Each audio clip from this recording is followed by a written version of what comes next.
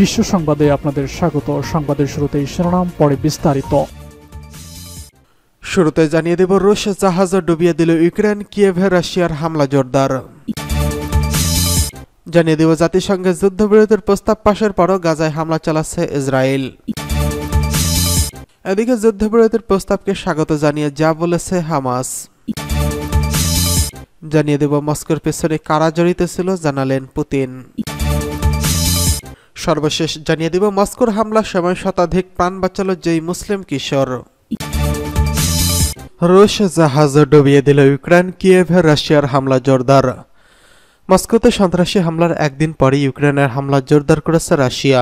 ইউক্রেনের রাজধানী কিয়েভ ও এর পশ্চিমে লাভিভ অঞ্চলে হামলা চালিয়েছে রুশ বাহিনী।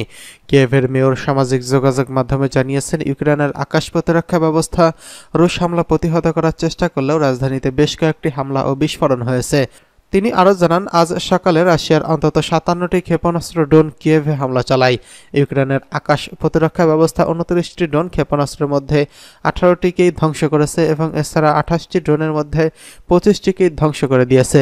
কিয়েভের সামরিক প্রশাসন এখন প্রধান সের্গেই পপকো সামাজিক যোগাযোগ মাধ্যমে জানিয়েছেন, রাজধানী ও এর আশপাশের ডজন খানেক রুশ ক্ষেপণাস্ত্র ধ্বংস করেছে ইউক্রেনের আকাশ প্রতিরক্ষা ব্যবস্থা। এই হামলায় হতাহত বা বড় ধরনের কোনো ক্ষয়ক্ষতি হয়নি বলে জানিয়েছেন পপকো। রুশ প্রেসিডেন্ট নির্বাচনের সময় রাশিয়া দফায় দফায় হামলা চালিয়েছে ইউক্রেন। এর প্রতিশোধ হিসেবে রাশিয়া কয়েকদিন ধরেই ইউক্রেনে বিমান হামলা চালাচ্ছে। এদিকে কৃষ্ণ সাগরে রাশিয়ান দুটি যুদ্ধজাহাজে বেশ কয়েকটি রুশ স্থাপনা হামলা চালিয়েছে বলে দাবি করেছে ইউক্রেন। ইউক্রেনের কর্মকর্তাদের দাবি, কৃষ্ণ সাগরে রাশিয়ার দুটি ল্যান্ডিং শিপ এবং একটি কমিউনিকেশন সেন্টার আরও একটি অবকাঠামোতে হামলা চালিয়েছে কিয়েভের সেনারা। কিয়েভের সেনাদের হামলায় ক্ষতিগ্রস্ত জাহাজ দুটির নাম আজফ ও ইয়ালাম। তবে দেশটির তরফ থেকে এই দুটি জাহাজের ক্ষয়ক্ষতির বিষয়ে কোনো তথ্য জানানো হয়নি।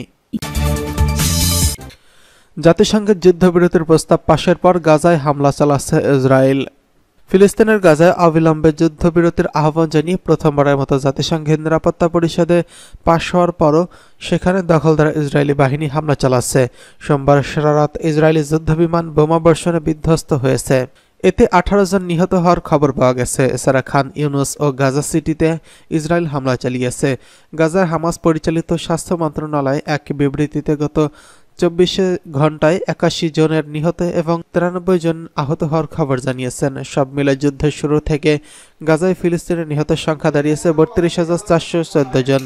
দীর্ঘদিনের দর কষাকষির পর আজ অবশেষে গাজা উপত্যকায় জরুরি ভিত্তিতে যুদ্ধবিরতির প্রস্তাব পাশ হয় সোমবার। পাশ হওয়ার পর এই প্রস্তাবটি গাজায় যুদ্ধবিরতির পাশাপাশি উপত্যকাটি নিয়ন্ত্রণকারী গোষ্ঠী হামাসের কবজায় থাকা জিম্মিদের দ্রুত ও নিঃশর্ত মুক্তির ব্যাপারে উল্লেখ করেছেন। প্রস্তাবটি জাতিসংঘের বৈঠকে ভোটের জন্য ছিল তোলপাড়, আর মোট 15 সদস্যের মধ্যে 14 দেশ প্রস্তাবের পক্ষে ভোট দিলেও এর আগে সবচেয়ে পুরনো ও পরীক্ষিত মিত্র যুক্তরাষ্ট্র। এদিকে ভোটদানে বিরত ছিল যুক্তরাষ্ট্র, তবে প্রস্তাবটির বিপক্ষে কোনো যুক্তি উত্থাপন করেনি এই দেশটি। তবে ইসরায়েল প্রধানমন্ত্রী কার্যালয় মঙ্গলবার বলেছে, ইসরায়েল হামাসের যুদ্ধবিরতির দাবির কাছে আত্মসমর্পণ করবে না। এদিকে যুদ্ধবিরতির প্রস্তাবকে স্বাগত জানিয়ে যা বলেছে হামাস। দীর্ঘদিনের দর কষাকষির পর অবশেষে গাজা উপত্যকায় জরুরি ভিত্তিতে যুদ্ধবিরতির প্রস্তাব পাশ হলো জাতিসংঘের নিরাপত্তা পরিষদে। পাশ হওয়া এই প্রস্তাবটি গাজায় যুদ্ধবিরতির পাশাপাশি উপত্যকাটির নিয়ন্ত্রণকারী গোষ্ঠী হামাসের কবজায় থাকা জিম্মিদের দ্রুত ও নিঃশর্ত মুক্তির ব্যাপারটি উল্লেখ করা হয়েছে। যুদ্ধবিরতির এই প্রস্তাবকে স্বাগত জানিয়েছেন ফিলিস্তিনের সশস্ত্র গোষ্ঠী হামাস।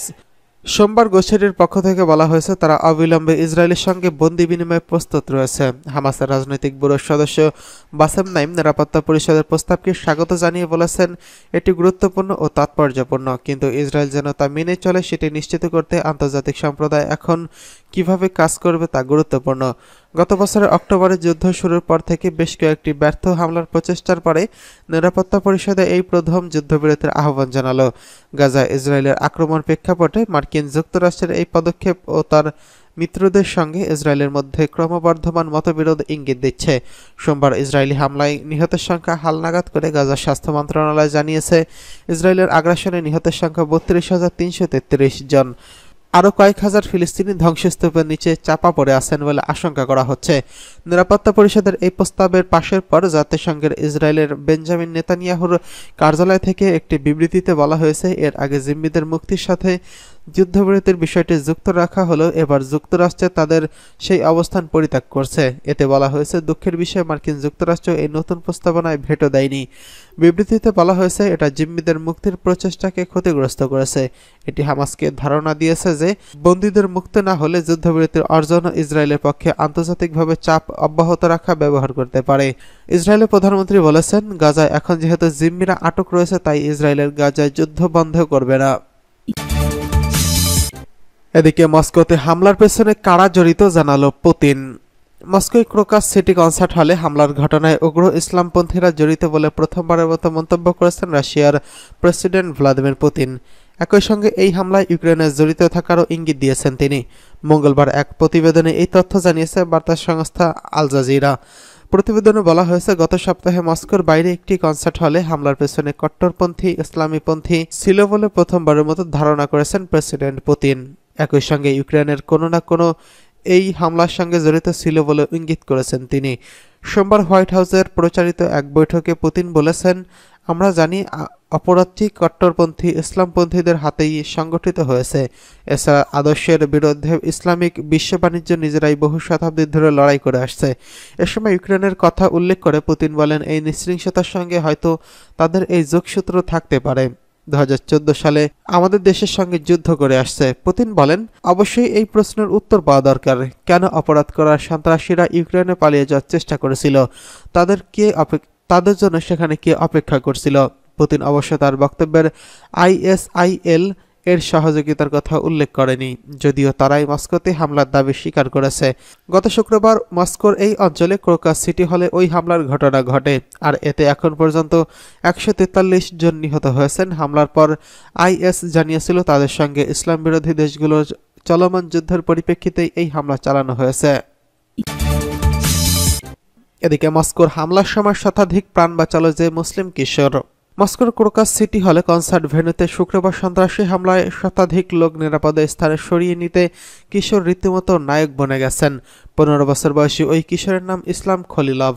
কিশোরটি ক্রোকাসের একটি ক্লোকরুমে পার্ট টাইম চাকরি করতেন। ভিডিও কনফারেন্সিংয়ের ভিডিও সংস্থা রূপটলির কাছে বিভীষিকাময় সেই সংবাদের বর্ণনা দেওয়া সন্ধ্যায় কনসার্ট ভেন্যুটিতে অবস্থান করেছে মস্কোর ঠিক বাইরে। রাশিয়ানরা রক ব্র্যান্ড পিকনিক পরিবেশনের আগে সেটির দর্শনার্থীর ভিড়ে পূর্ণ হয়ে যায়, আর তখনই অস্ত্রধারী সন্ত্রাসীরা একটি দল ভবনটিতে ঢুকে পড়ে। তারা পালাতে থাকা দর্শনার্থীদের উপর নির্বিচারে গুলি করতে থাকে। এরপর কনসার্ট হলে আগুন ধরিয়ে দেয়। সর্বশেষ হিসাব অনুযায়ী হামলায় অন্তত 137 জনের প্রাণহানি ঘটে এবং প্রায় 180 জন